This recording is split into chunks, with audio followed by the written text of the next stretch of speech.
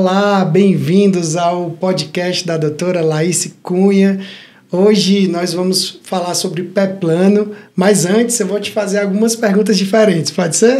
Vamos lá, pode ser. Estou preparada. Perfeito. Eu acho. Perfeito. A gente estava comentando em reuniões anteriores sobre a cirurgia plástica dos pés. Sim.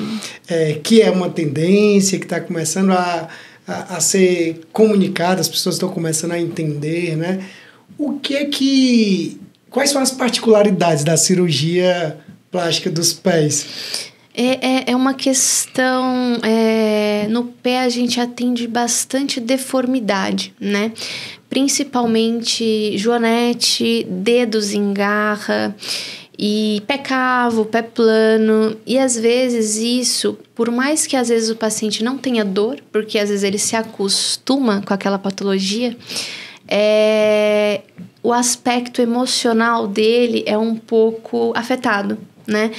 Principalmente em mulheres, porque esteticamente ela tem vergonha dos pés dela, né? E cada vez mais tem tido uma procura para fazer cirurgia por conta da estética, sim, né? Para melhorar a deformidade, para melhorar a região onde tem essas deformidades de dedo, joanete, para ficar um pouco mais bonito, um pouco mais estético. Né? Existe inclusive a cirurgia da Cinderela, que a gente chama, principalmente quando a mulher, às vezes, esse ano eu fiz uma dessas cirurgias, ela tem os dedos muito longos, né? E aí ela me procurou, ela não tinha dor, nenhum desconforto, mas ela queria encurtar os dedos, porque ela não gostava e o marido dela também não gostava. Então, ela tomou essa decisão, a gente fez uma cirurgia, né? Eu com a minha equipe, que chama-se de cirurgia de Cinderela, e ela está extremamente satisfeita. Então, cada vez mais esse assunto está vindo aí muito a fundo aqui. No Brasil é um pouco mais devagar, mas a gente vê, por exemplo, na Europa isso se difundindo muito rápido. Sim. E é interessante que nesse mundo de mídias sociais a gente pouco vê publicações dos pés, né? Exato. Se a gente for parar para pensar, né? Stories ali dos pés ou publicações, e eu acredito que vai mudar, né? Com essa disseminação aí desse novo conceito, né? As pessoas vão começar... Tem paciente que chega em mim e fala: doutor, eu nem sabia que existia cirurgia para um cirurgião que é só para pé e tornozelo. Eu achava que era um ortopedista geral, né? Tem muito paciente que chega em mim sem saber que existe essa especialidade. Uau! Inserimos aqui um abre aspas, né? Sobre esse assunto, mas o foco do programa de hoje é pé plano. E eu gostaria de começar fazendo a pergunta básica, né? Quais são os sintomas do pé plano? O pé plano, geralmente, ele é conhecido muito pelos leigos como aquele pé chato, né? Quando o arco do pé, né? Aquele arco que fica no meio do pé, ele não existe. Então, quando a pessoa ela pisa, aquele arco ele some e ele fica retificado aqui junto com o solo. E aí, esse arco retificado, geralmente a pessoa que tem o pé plano, ela tem uma hiperfrouxidão ali ligamentar, os ossos, eles se desarticulam, né? Quando ela joga a carga, e aí é como se o pé abrisse, assim, né? Então, a pessoa, ela até desiste às vezes, eu atendo muito isso, criança até, que desiste de fazer esporte, praticar esporte, sim, porque... A mobilidade fica comprometida. Né? Você tem uma pisada errada, né? Por conta dessa pisada errada, você vai ter uma alteração biomecânica nos seus pés e quando ela vai tentar correr ou praticar algum esporte de impacto, principalmente, é como se ela gastasse mais energia do sim, que um pé normal para tentar... fazer aquele esporte, né? Então, a pessoa, ela chega com uma queixa muito de fadiga nas pernas, de cãibra, né? Por conta de não conseguir praticar nenhuma atividade física, assim. Principalmente as crianças, né? Então, a mãe ou o pai, eles procuram a gente porque eles falam, olha, ele não consegue praticar um esporte, a gente queria muito que ele fosse uma criança normal, sim, né? E para quem está nos assistindo agora, tem sintomas sobre o pé plano? Assim, imagina que a pessoa está aqui assistindo esse vídeo, ela olha ali pro pé dela e ela já identifica, uau, caramba, nunca tinha parado para pensar, né? Tem algumas particularidades? Tem isso que eu falei, né? De, vou praticar um esporte, a pessoa sente dor, fadiga, cansaço na perna e ela tem que parar para melhorar um pouco isso, né? Porque gasta muita energia. E tem a parte de, eu vou pisar, quando eu piso, como os ossos, eles se desarticulam, eles se desencontram, o arco do pé, ele perde aquele arco, né? E ele não consegue ter aderência. Assim, aquela parte do meio do pé, ela fica praticamente com o solo. Então, esse é o pé plano.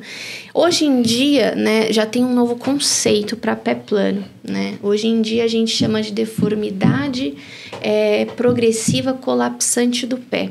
Né, um nome bem extenso assim, mas eu falo pé plano para as pessoas entenderem um pouco mais, né?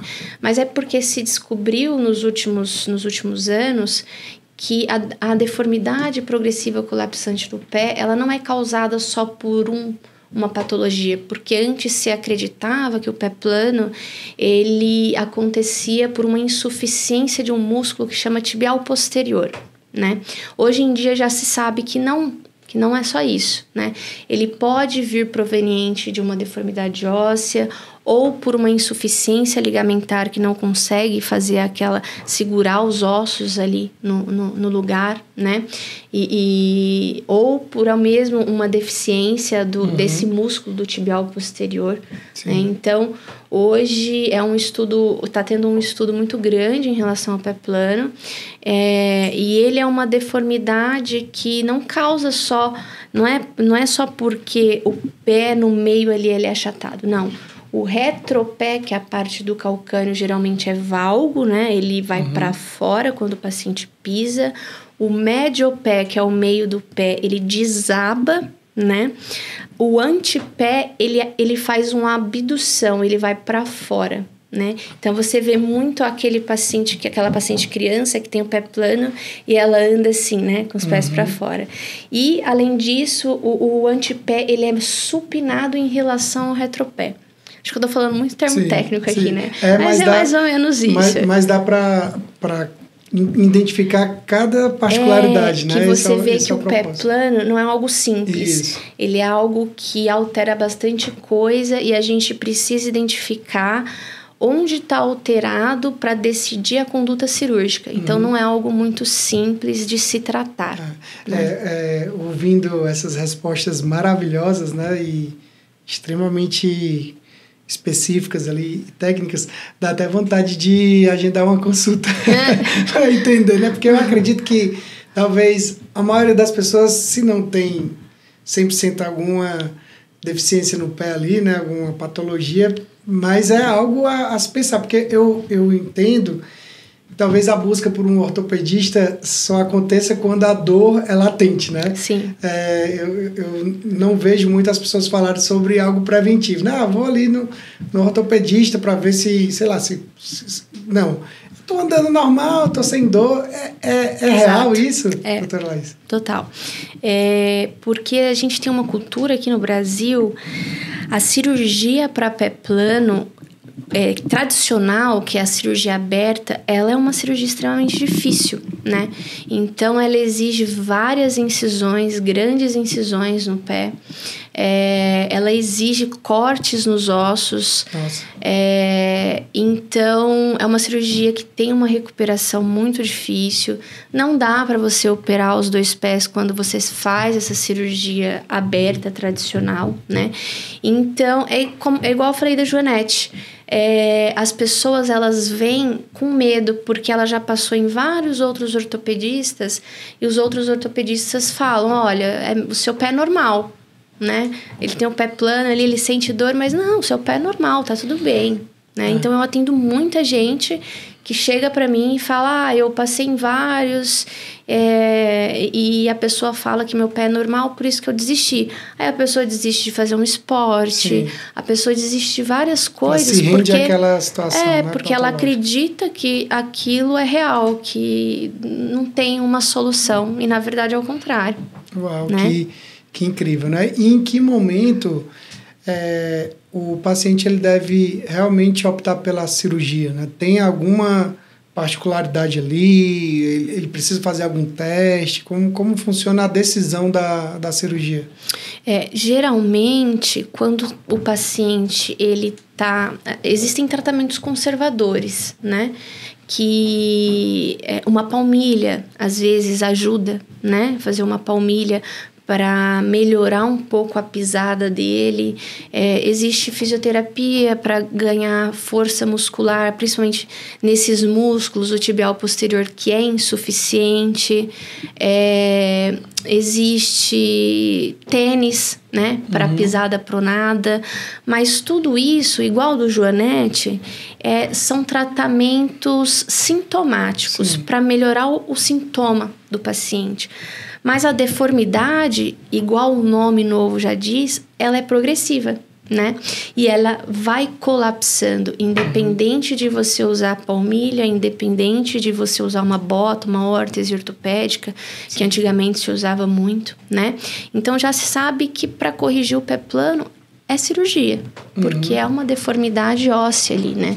Os ossos estão se desarticulando. Então, depende muito do paciente. Às vezes o paciente chega em mim e fala, doutor, eu não quero fazer cirurgia. Independente da proposta que eu faço de cirurgia, prefiro usar só a palmilha, né? E tem pacientes que chegam e falam, doutor, eu não aguento mais... Principalmente as mães com crianças, né? Fala, doutora, eu não quero ver o meu filho pisando assim. Não quero. Na escola, ele sofre isso e isso, porque ele não consegue praticar um esporte. Então, a grande maioria de cirurgias de pé plano que eu faço hoje são em crianças. Que incrível. Porque a mãe se incomoda.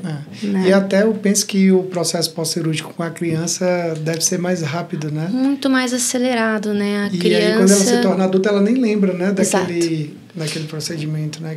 É algo que eu tenho observado muito no pós-operatório, né? Que quando eu opero crianças de 9, 10 anos, 11 anos, o cérebro, ele é mais... Todo cérebro é treinável, 100% treinável. Mas a criança, ela aprende com mais facilidade e muito mais rápido, né? E depois de uma cirurgia dessas que eu faço, que é uma cirurgia minimamente invasiva... que é com um pino que eu coloco entre um osso e outro, né? Porque existe o calcâneo e o talos. E eles, principalmente, se desarticulam, saem do lugar quando o paciente pisa. Então, a gente coloca um pino, que chama de artrorrísia, entre esses dois ossos, e a gente trava essa articulação. Então, quando o paciente ele pisa com uma pisada já neutra, não é aquela pisada... abduta, né? Aquela pisada aberta.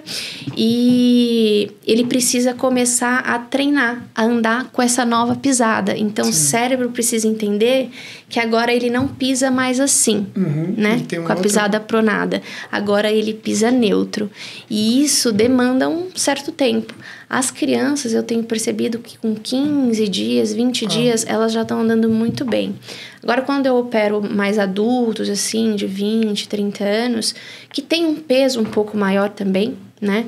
Eles já têm uma recuperação um pouco mais lenta, mas conseguem, porque igual eu falei, o cérebro é 100% treinável, independente da idade. Incrível. E aí a importância da sensibilidade dos pais, né? Perceberem ali os movimentos dos seus filhos, né? Exato. Muitas vezes até em uma conversa mesmo, que o filho vai compartilhar, poxa, não estou conseguindo praticar essa atividade física, esse esporte, né? Não estou tendo o rendimento suficiente, né? Ali, e aí o pai e a mãe, né? Tomar essa decisão, né? Porque é uma decisão que vai mudar a vida, né? do seu filho, né? Ele vai se tornar um adulto ali com uma mobilidade bem mais eficiente, né? Isso é muito importante. E por falar em cirurgia, né? Eu sei que você já deu aqui uma breve introdução, mas no início do podcast você falou que existiam umas cirurgias ali bem mais complicadas, né? E tudo, e eu acredito que por isso que muitas pessoas até talvez não tomaram decisões cirúrgicas, né? E que hoje existem as cirurgias minimamente invasivas, né? Qual é a diferença da cirurgia convencional para minimamente invasiva na ênfase do pé plano, né? E quais os benefícios que um paciente que toma a decisão pela cirurgia minimamente invasiva, que é uma técnica que você domina, ele vai ter de ganho ali dentro do contexto, principalmente, eu acredito que do pós-cirúrgico, né? Sim, a cirurgia do pé plano, ela é bem mais rápida, minimamente invasiva, né? Então, a gente consegue fazer cada pé em 20 minutos, né? Com esse pino que eu falei, que ele trava a articulação, então ele não deixa a articulação ficar desencontrada, desarticulada. Com anestesia local, consigo fazer os 2 pés ao mesmo tempo, consigo dar alta para o paciente no mesmo dia da cirurgia. Eu deixo o paciente pisar imediatamente após a alta do hospital, né? E a reabilitação é muito mais rápida. Então, eu também considero uma cirurgia superior à cirurgia aberta, né? Então, o paciente ele consegue voltar às suas atividades normais muito mais rápido. Eu fico impressionado quando eu acompanho seus conteúdos. Inclusive, você que está nos assistindo, você pode buscar aí no Instagram da doutora Laís Cunha. Tem vários vídeos lá, eu fico impressionado com as pessoas andando depois da cirurgia, né? É muito impactante aquilo, né? Porque a gente tem a visão de que quando a pessoa faz uma cirurgia em outra parte do corpo, ela já não consegue sair andando normalmente, né? Imagina alguém fazer uma cirurgia no pé e conseguir sair ali. É verdade. Né? E eu fico muito impactado com aquilo. É incrível, né? E isso é novo, doutora Laís? Antes as pessoas não saíam andando, elas... Não. Né? É novo esse novo... caminhar, digamos assim, depois da cirurgia? Porque como é uma cirurgia com uma incisão pequena e eu não faço cortes nos ossos, eu não preciso aquele osso consolide, cole, a gente consegue deixar o paciente pisar imediatamente, porque eu não tenho medo daquele ponto abrir, daquele ponto infectar, né? Daquele osso não colar, daquele osso desviar porque eu cortei ele. Não tem esse perigo. E eu quero que o paciente ele pise imediatamente nesse tipo de cirurgia, justamente para ele voltar o mais rápido possível para suas atividades normais, né? Então, eu acho que o que mais ganha o paciente quando eu falo da cirurgia minimamente invasiva é o pisar imediatamente. Uau, sem incrível, dúvida. É verdade. E eu acredito que traz até uma segurança a mais, né? Sim. Até para a pessoa que eu conheço pessoas que têm receio de cirurgia, né? Quando entra essa palavra cirurgia, a pessoa já fica ali, uau, né? Mas entendendo que o processo é minimamente invasivo, que tem toda uma recuperação ali mais rápida, isso já quebra um pouco aquele receio, né, de fazer uma cirurgia. A gente está caminhando para o fim, tá? E a gente está hoje em 2024. Sim. Né? Você teve uma excelente notícia hoje, né, da sua nova clínica, que em breve vai estar... Eu acredito que em breve esse podcast vai ser gravado lá, né? Tomara. Então, imagina que a gente está em 2030, tá? Ou seja, 6 anos depois, né? E eu gosto sempre de fazer esse movimento reflexivo, porque como esse vídeo vai ficar gravado, imagina que a gente está assistindo esse vídeo em 2030, né? Ou seja, daqui a 6 anos. Como vai estar a doutora Laís, né? Vamos ter aqui uma visão de futuro. Claro que de uma forma bem descontraída, bem leve, mas só para ficar registrado. Qual a sua visão aí para os próximos anos dentro da sua vida? Profissionalmente falando, eu espero estar bem satisfeita com os meus resultados, né? Eu espero que os meus pacientes estejam na sua grande maioria, porque eu sei que é muito difícil conseguir o 100%, mas na sua grande maioria satisfeitos também. E... Eu tenho um outro ponto para tocar aqui, com base nisso. Eu não sei quantas cirurgias você já fez na sua vida, né? E talvez vamos imaginar que você decida se aposentar com 65, 70, 75, né? Daqui para lá as coisas vão estar tão evoluídas, né? Que talvez você esteja atendendo com 80 e até... e aí eu fico imaginando, não sei se você já parou para pensar sobre isso, né? A quantidade de pessoas que você ajudou a ter uma nova mobilidade, né? Uma nova qualidade de vida, um novo caminhar.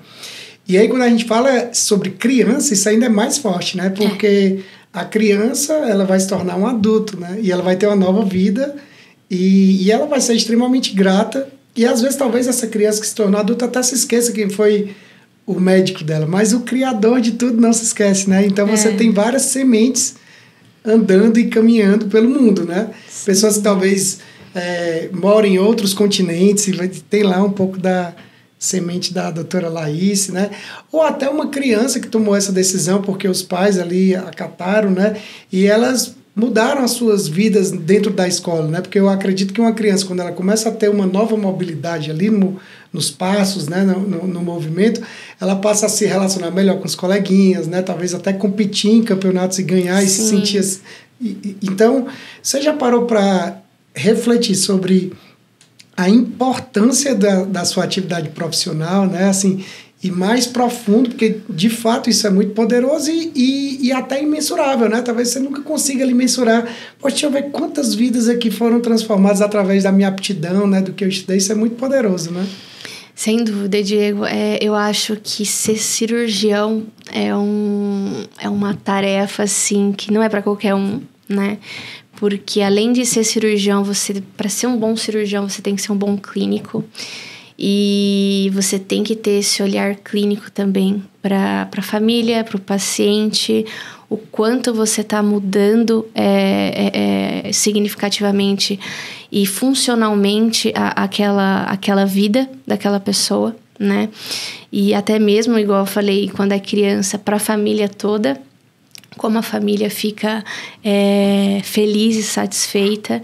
Então, todos os dias eu atendendo ou eu operando, eu penso que aquilo é muito importante para aquela pessoa e eu tento dar sempre o melhor de mim, tanto em consultas quanto nas cirurgias, porque o resultado, um bom resultado, ele deixa o médico muito, muito, muito feliz, muito... Ai, meu Deus... Muito satisfeito. E ver o paciente feliz, assim, é a melhor coisa pra gente, né? Que se dedica tanto para uma vida que não é fácil. Não é fácil aguentar as pressões de ser um cirurgião. Sim. Eu lembro que uma vez em uma das nossas trocas, você falou que tinha uma característica da calmaria, né? Que é algo perceptível no centro cirúrgico, né? De você ter ali. E eu penso que o cirurgião precisa ter esse atributo, né? Ali para ele trazer uma segurança até para a equipe, né? Que está ali ao lado dele, né? Sim. Essa maleabilidade, né? Essa tranquilidade ali de conduzir tudo é um dom, né? Imprevistos sempre acontecem, né? Sim. Cirurgias sempre vão acontecer. E é importante, independente da tua personalidade, você se manter calmo naquela hora, né? Porque é a vida de alguém que está na sua mão. Então, quando você se mantém calmo, toda a equipe se mantém calma, né? E aí você consegue pensar melhor, você consegue arrumar uma solução às vezes melhor, às vezes você consegue lembrar de uma outra alternativa, já que essa não está dando certo, né? Porque é o que eu falei, imprevistos sempre vão acontecer, mas se você manter a calma na hora, com certeza tem tudo para dar certo. Que legal. Eu tive a honra de entrevistar a doutora Laís Cunha nesse podcast repleto de sabedoria, de conhecimento, com ênfase no pé plano. Então, você que tem um amigo ou uma amiga, ou um parente, ou se você mesmo tem esse sintoma, mas se você conhecer alguém, compartilha esse vídeo com o máximo de pessoas, se inscreve nesse canal que vai ter sempre bastante conteúdo atualizado. Doutora Laís, foi uma honra lhe entrevistar. Até a próxima, até o próximo podcast. Quem sabe na nova clínica, né? Vai ser na nova clínica. Eu queria muito agradecer o convite. Vocês foram pessoas que me acolheram muito bem a Clube Fiel, né? Todos, não tenho que falar de ninguém, até da Dani, que está ali junto com a gente. Mas se tornaram grandes amigos meus, da minha família, e eu tenho muito a agradecer o quanto vocês têm feito por mim, e eu acho que é isso, vamos seguir em frente como a gente está agora, né? Uau, e a gratidão é recíproca, porque acompanhar toda a sua evolução é o nosso maior presente, é como você... contemplar um paciente correndo ali numa maratona, é a mesma coisa pra gente, né? Ver você gravando podcast, você crescendo na sua influência, né? Você apresentando toda a sua sabedoria para o mundo. A gente sempre fala que as pessoas precisam lhe conhecer e que mais pessoas lhe conheçam, tenham acesso à sua sabedoria, porque você veio para o mundo para transformar vidas. Parabéns pela sua missão. Não, e o mais engraçado é que assim, eu era pessoa muito tímida. Imagina. E depois que eu fiz o exponencial com a Pri, né? Sim. Eu descobri, assim, coisas em mim, né? Deus foi mexendo em mim, assim, e fazendo eu descobrir do que eu sou capaz, né? E eu tenho cada vez mais, assim, entendido qual é o meu propósito aqui. Então, eu achei que eu ia ficar morrendo de vergonha de vir aqui no podcast e está sendo gratificante para mim. Uau, e se prepare que é só o começo. Grandes coisas vão acontecer, muitas palestras no mundo, né? Olá. Então, tá tudo registrado aqui, pessoal. Para lá na frente a gente entender os planos, né, de Deus para doutora Laís Cunha. Parabéns pela sua missão. E até o próximo podcast, né? Até.